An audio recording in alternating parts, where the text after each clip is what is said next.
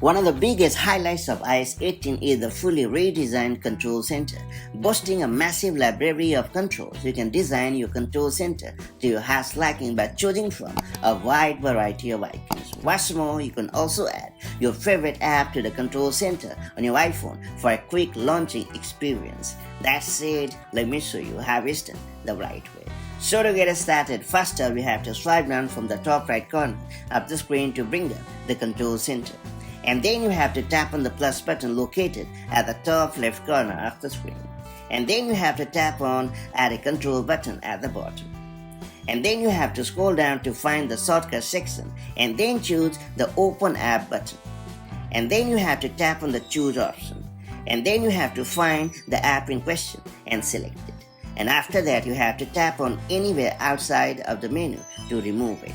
And finally, you have to tap on the empty space to confirm the action and get out of the editing mode, and you are all set.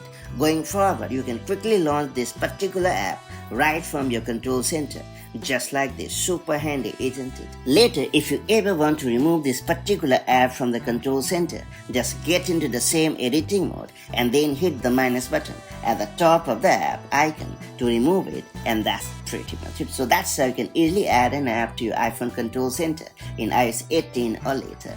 Now that you have unlocked this super handy feature, make the most of it to add all of your favorite apps to the control center for a hassle-free access experience. If you found this video helpful, do like and share it, and I'll see you in the next video with more such handy iPhone tips and tricks. Till then, stay safe and have a great time. Bye-bye.